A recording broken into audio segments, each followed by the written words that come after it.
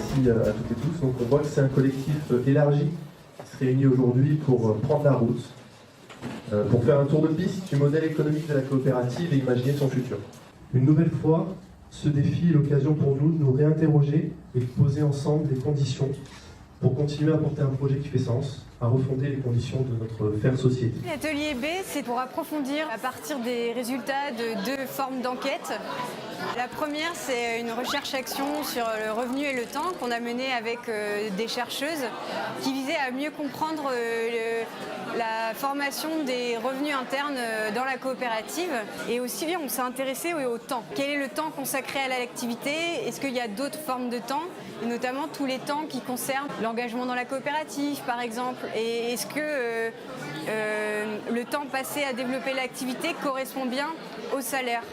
La deuxième partie de l'atelier, c'était sur les résultats d'une consultation qu'on a menée auprès des copanamiens et des copanamiennes qui étaient liés aux travaux du chantier. Et l'idée, c'était de s'intéresser aux attentes du copanamien envers la coopérative et inversement de ce que pouvait attendre la coopérative de chaque personne.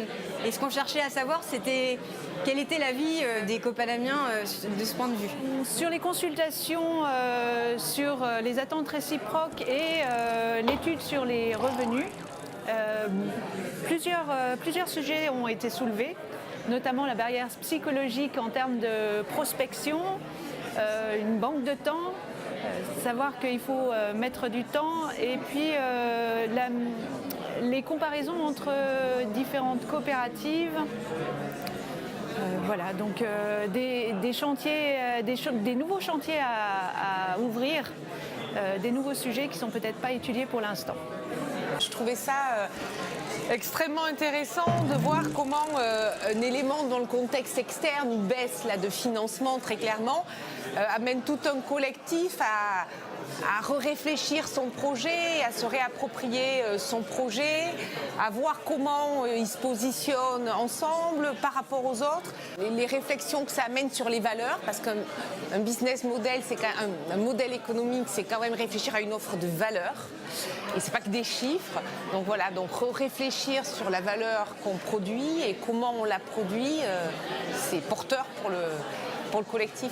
L'enjeu de cet atelier, c'était non seulement de regarder la surface et de se dire comment on pouvait avoir un regard sur la coopérative et l'économie de la coopérative, mais de plonger en profondeur et d'essayer de regarder sous l'eau finalement qu'est-ce qui se passait en termes de flux économiques entre les activités, l'entité mutualisée, et dans quelle mesure ce fonctionnement-là était aussi au service du renforcement du collectif et du projet de la coopérative, et du coup de partir de cette réflexion autour du projet pour arriver à une explication très concrète sur les mécanismes économiques qui en ressortaient. Ce que j'ai retenu de l'atelier, c'est qu'il y a un vrai souci de présenter aux copanamiens et aux coopérateurs, aux partenaires plus largement, le fonctionnement de la répartition des ressources, des charges de Copanam. Et en fait, c'est vachement important parce que si on ne prend pas le temps d'expliquer ça aux gens, derrière, quand on va leur parler du projet politique, des perspectives, ça leur échappe. Et en fait, dans l'esprit Copanam, dans l'esprit coopératif, le fait de partager cette information-là, de la mettre à disposition, je trouve que c'est quelque chose de vachement important. Et je suis très content qu'elle soit aussi facilement accessible. C'est pas toujours évident dans toutes les entreprises, même coopératives. Je suis copanamien depuis un petit peu moins de 6 mois. Et moi, ce qui m'a marqué ce matin, c'est la capacité qu'on a, à chaque fois qu'on se pose une question sur Copanam, à revenir à Copanam, au collectif, aux forces du collectif. J'ai animé ce matin l'atelier sur l'intéressement et la participation, qui sont deux sources de redistribution de la richesse pour les copanamiens. Le retour était positif. On va effectivement, dans le cadre de la transition du modèle économique, réinterroger notre accord de participation et d'intéressement pour voir s'il peut se fondre dans une refonte complète des contributions et des ressources de la coopérative. J'ai participé à l'atelier d'Hélène, donc participation et intéressement. Et une des idées qui est sortie de cet atelier, c'est que l'intéressement chez Copanam est lié à l'activité. Donc voilà, donc c'est une forme assez différente de toutes les autres formes d'intéressement. Moi, ma spécialité, c'est les volatiles. Donc après les coulis-bris, les coucoulicous, là, on a travaillé sur les kiwis.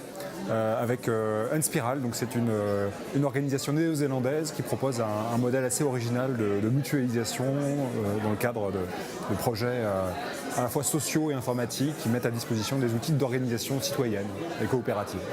Ce que je présente dans les universités de Copanam, c'est le financement du modèle économique d'Oxalis, qui depuis son origine, donc c'est un projet qui est né il y a 30 ans et ça fait 20 ans qu'on est en scope, qui est beaucoup basé sur l'autofinancement, une culture de l'autogestion et qui est beaucoup en cogestion aujourd'hui et qui nous a amené à mettre en place un certain nombre de règles, de critères de sélection à l'entrée avec des seuils de chiffre d'affaires en dessous duquel on n'accueille pas, etc. Et puis tout un tas de dispositions qui sont un peu différentes de celles de Copanam et qui peuvent être inspirantes dans le travail que vous menez aujourd'hui.